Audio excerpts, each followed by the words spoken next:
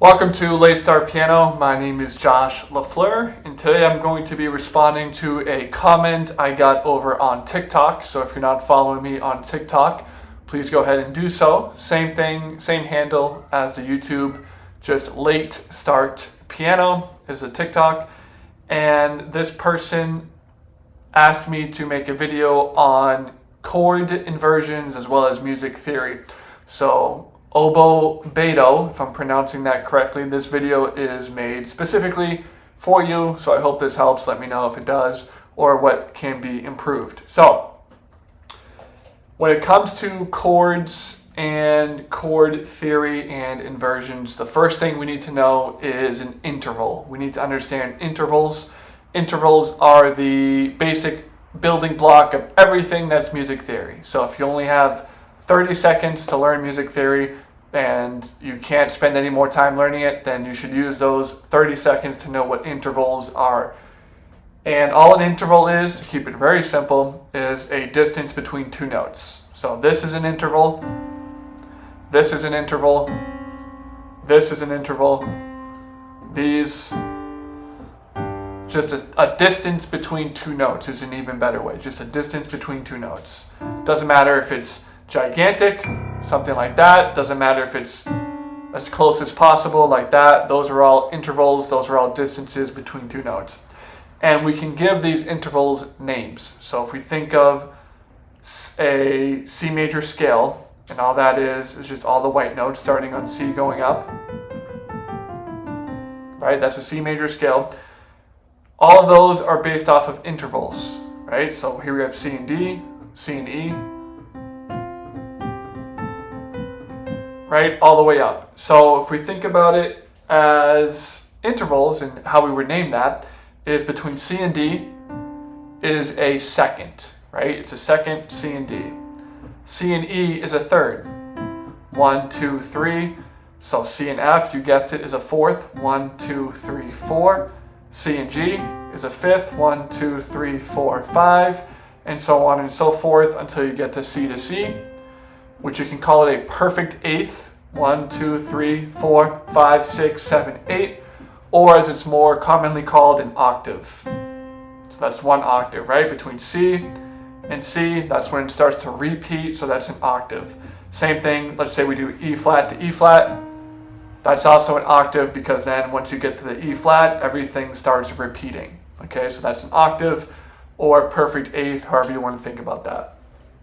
Now, some of them have different variations, okay? So we talked about how this was a second. C to D specifically is a major second. If we did C to D flat, that's a minor second, okay? So it's always a second because we count the note that we start on, that's 1. And then the next note that we go up is 2. If it's a whole step apart, so here's C, whole step meaning that it's skipping two notes, right? So here's C, we skip one note, we play the next one, that's a whole step. So between C and D is one whole step. One whole step is a major second. Doesn't matter what note you start on or where you're going to, right? If we go down, let's say we go from D to C, that's still a major second because we're skipping that one black note. If we go from C to D, that's a major second. If we go from B flat to C, that's also a major second because we're skipping B. We're going into B flat and playing C, right? Or if we go from, let's say, F sharp and we go up to G sharp, we could also call this G flat and A flat. We're skipping the G, so that's also a major second. A minor second is not skipping anything. So you think of like the Jaws theme song, right? And it goes faster and faster, or something like For Release, right? These beginning notes, that's a minor second. And it's a minor second because we're going to play the next note directly next to it. So we're not skipping any notes. That's a minor second. It has a 1/2 step distance, right? So we talked about this being a whole step because we're skipping a note. If we don't skip a note and we play the note directly to the right or the left, that's a half step. So let's say we start on C, We go up a half step, we play D flat or C sharp. That's a minor second. Or if we start on C and go down to B, that's also a minor second because we're just playing the next note next to it. Right? Those are all minor seconds. And we can distinguish that major or minor with the second interval, the third, and the sixth. Right? So that was the major second, minor second. We also can have a major third, which we can count the half steps for. So if we start on C, 1, 2, 3, 4. So a major third is always made up of 4 half steps. Right? If we start on A flat, 1, 2, 3, 4. So A flat to C is a major third. And if we only do 3 half steps, 1, 2, 3, we have a minor third. Then we can go to the perfect fourth, C to F. That's just called a perfect fourth. Sounds very consonant, and again, can be anything. If we count the half steps, 1, 2, 3, 4, 5. 5 half steps make up a perfect fourth. If we start on something completely different, let's say D, 1, 2, 3, 4, 5. 5 half steps, we have a major or a perfect fourth. Then we go up to the sixth. 1, 2, 3, 4, 5, 6, 7, 8, 9. 9 half steps is a major sixth. And 8 half steps is a minor sixth. Think of something like The Entertainer. Right? From the E to the C, 1, 2, 3, 4, 5, 6, 7, 8 half steps, that's a minor sixth interval.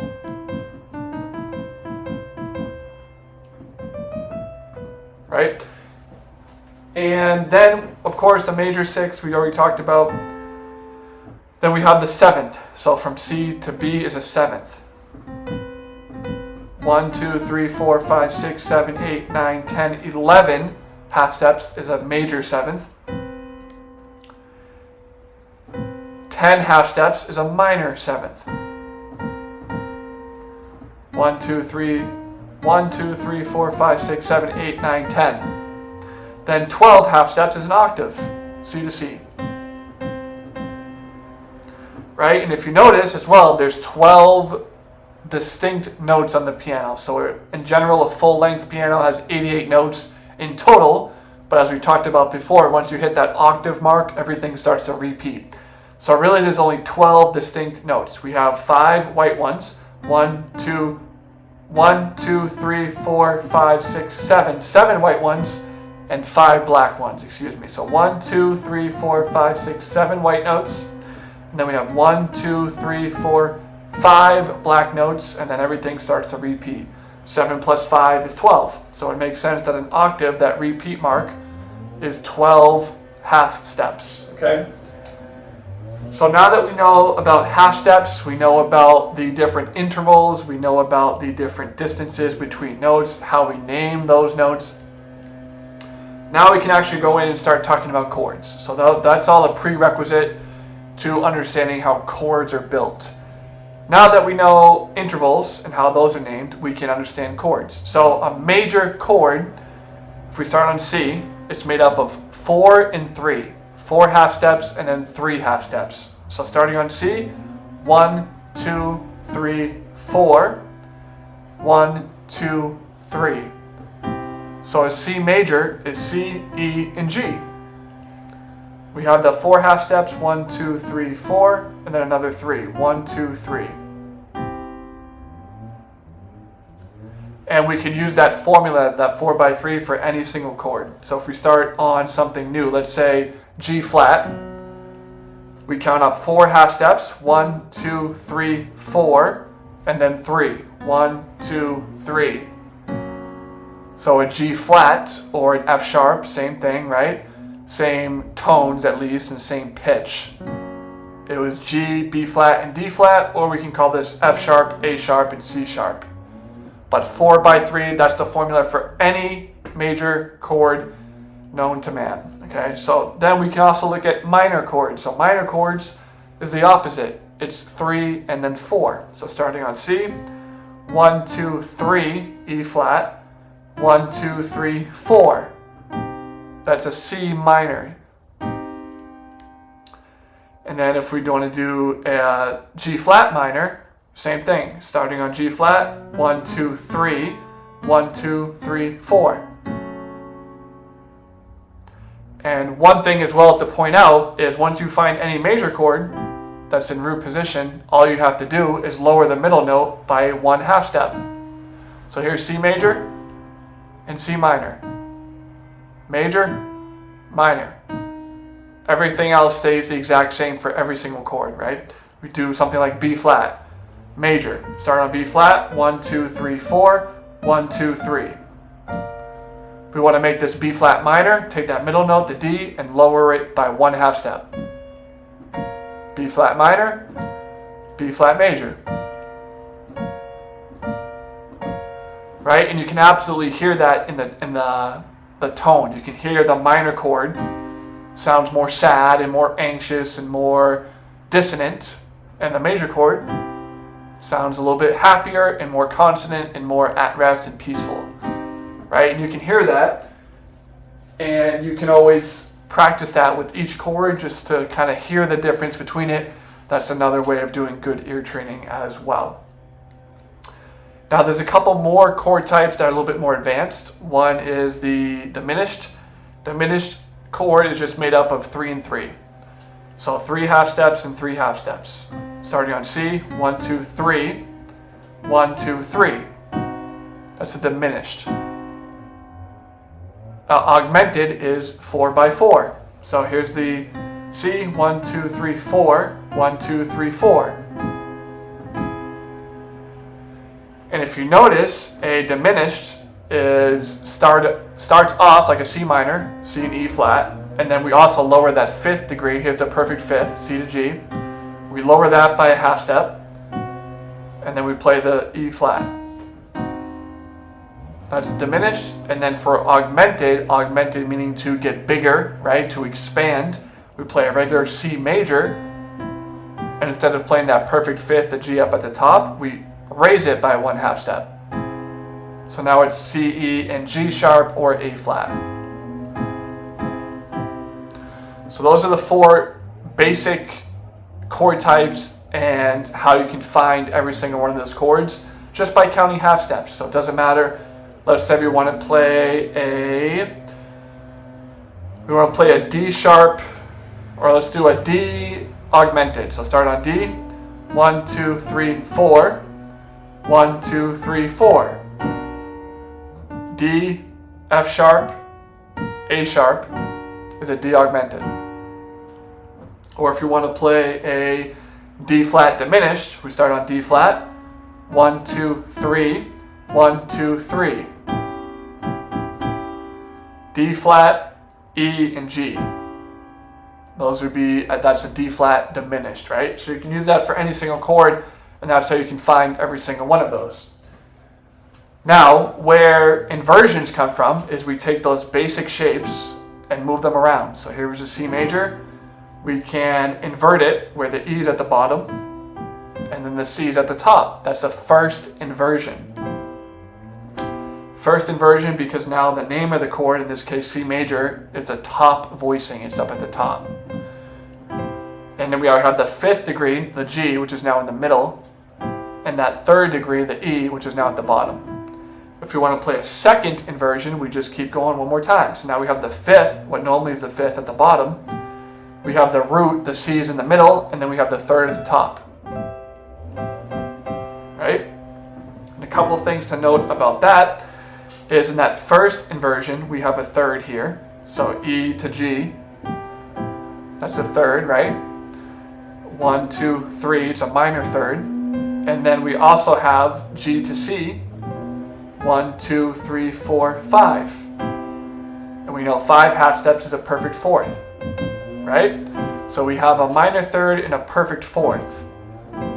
That's a first inversion chord, and that's the same for anything. We can take D major, so here's the root position, his first inversion, F sharp to A, 1, 2, 3, 3 half steps, which is a minor third, and then 1, 2, 3, 4, 5 is a perfect fourth. A to D is a perfect fourth, F sharp to A is a minor third. Together, we have the minor third, the perfect fourth. That's a first inversion chord, okay? So a couple different ways that you can think about this. You can count it in half steps, or if you know the building blocks and the intervals that make up the chords, you can also do it that way. Second inversion, now we flip it. Now we have the perfect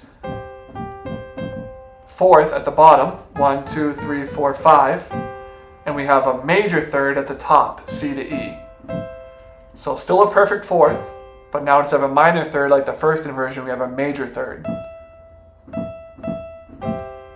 Same thing if we do something like E flat. Here's root position, first inversion, second inversion, B flat to E flat is a perfect fourth, and then E flat to G is a major third. And that's the second inversion, E flat, and then we're right back to the root.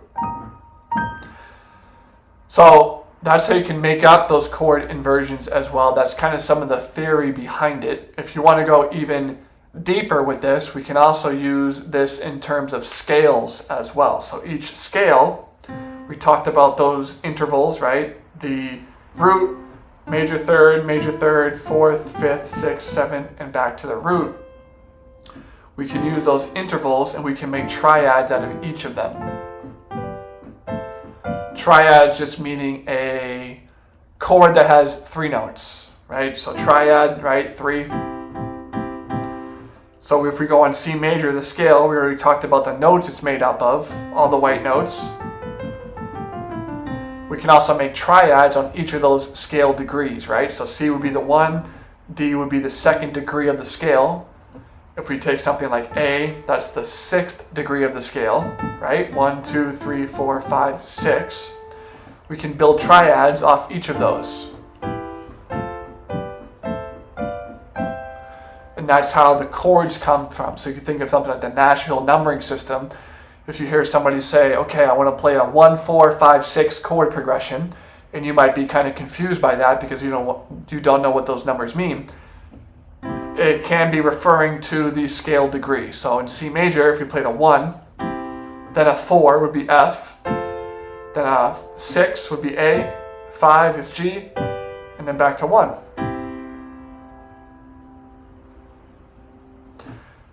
And again, that's just based off the scale degrees, and of course we can invert that. So we can play the 1 in root position, then we can play a 5, which is second inversion, right? Or the first inversion, because now we have the G up at the top. So C chord root position, 5 would be in first inversion. We could play the 6th in root position, and then we could play the 4 in first inversion. There should be F, A, C, F, right?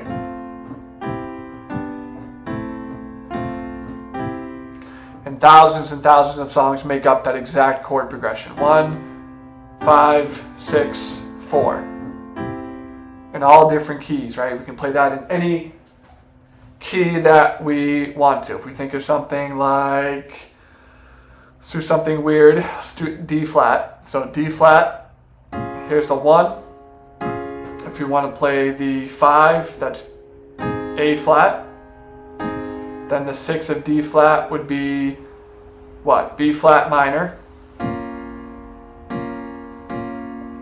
But that's the 6th of it, and then the 4 would be G flat. Right, so we can take that through any single key, whatever you want to do, and that's how we get those scale degrees, that's how we get those numbers as well. So now that we know, we talked about intervals, we talked about the whole steps and the half steps, we talked about how to name everything, we talked about how to name those 4 major chords, we talked about the inversions, how those are made up, different positions. You can do the half step, whole step. You can also do major third, perfect fourth, right? However you want to think about that in terms of what works for you. It's great to know all that, but we also want to be able to play it. We want to be able to play it pretty quickly. So that's where I talked about in the other video, some of those drills, just going through each inversion. And we can do it again by scale degrees. So that was a 1 in C major. We took that triad, that C major in both hands, and played it all the way through. We could also do this, let's say, in A major. So here's the 1 in A major. Right back down. All the inversions of A major, we just played them all. That was all the inversions going up 1 octave and going back down. Then we want to play, let's say, the 3rd of A major. So here's 1, 2, 3 would be C sharp or D flat, because in A major, in the scale, it's a C sharp. So if we do C sharp minor, that's the 3rd of A.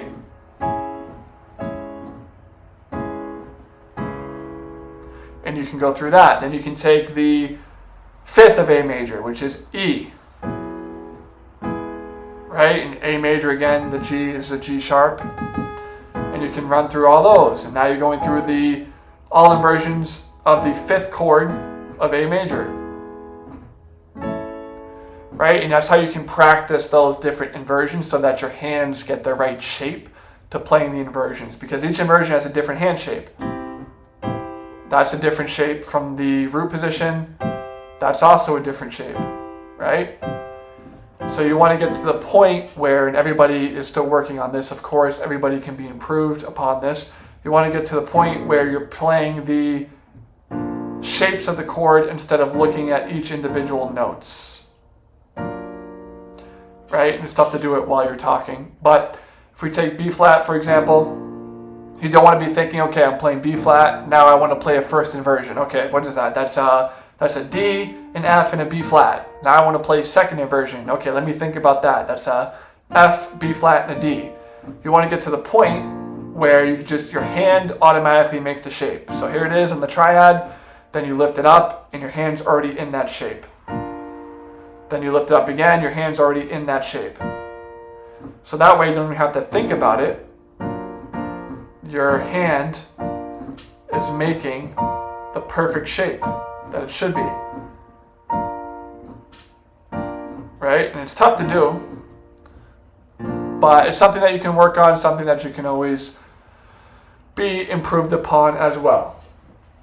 And of course, you can take that through all the chords in all 12 keys as well, going around that circle of fifths, making sure you do all the inversions in all 12 keys. You don't have to do it the same day. Again, I would just start with C major, work on those up and down 1 octave, and then you can go to G major, right, and do the same thing in G major, and then D major, and just keep going around the circle of fifths until everything feels comfortable. And you can implement this as part of your daily practice routine, right? So that's what I do personally, is I'll take one key, say we're doing E flat, and I'll just go through every chord in E flat and play all the inversions.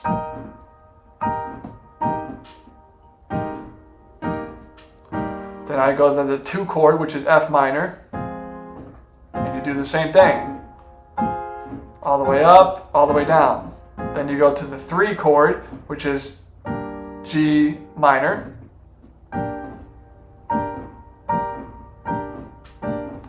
Then you go to the 4, which is A flat major. Right, and so on and so forth. But that's how you can do it. It's going to take you a long time in the beginning because you don't really know, first of all, what notes are in which chord, and you don't know which chords are major versus minor in a particular scale. That's why it's so important that you're also practicing your scales, right? Because once you know your scales, then you can play pretty much all the chords within that, and you know what should be major and what should be minor, and what chords make sense for that scale. Right? So if you don't know your scales and you're trying to do chords and you're trying to figure out the inversions, it's going to be very difficult for you to do so. But if you know that in D flat, you know the 4 chord is A flat major, then you already know the notes that make up A flat major. So now it's going to be much easier for you to go through all the inversions. But if you don't know how to play a, let's say, which one we haven't done? Let's say D major. If you don't know how to play D major, then it's going to take you time to figure out the notes that are even in D major. Then you also have to think about the inversions and all of that stuff. So that's also why you want to work on your scales every single day as well. And one thing to note on that is if you don't have this book, I would highly, highly recommend it. It's called the Scales, Cadences, Arpeggios, Scales, Chords, Arpeggios, and Cadences. It's part of the Alfred Basic Library. And it goes through every single key, all 12 keys and their minor correspondent. You can't really see that, but it goes through all the scales and all the relative minors as well. And it tells you what the notes are in the scale. It tells you how to finger each scale. It also tells you the chords that are in each scale as well and how to finger those. Great, great, great resource. Highly recommend it. It's probably $10 on Amazon. If you don't have it, get that. It's going to help you a ton as well. So with all that said, that's some of the basics of the chords and just overall music theory, how things are constructed. Definitely get that book. I do also have an entire mini course on scales and how to play all 12 scales and the fingerings for each of those as well. I go through every single scale and I show you to play each one, all 12 of them.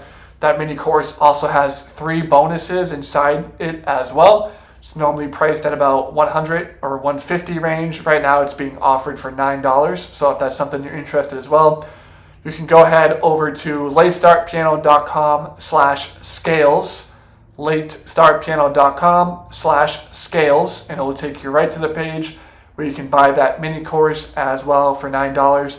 If you don't like it for any reason, I will refund you guaranteed. Just shoot me an email, latestartpiano@gmail.com, and I will refund you. No questions asked. My feelings won't be hurt.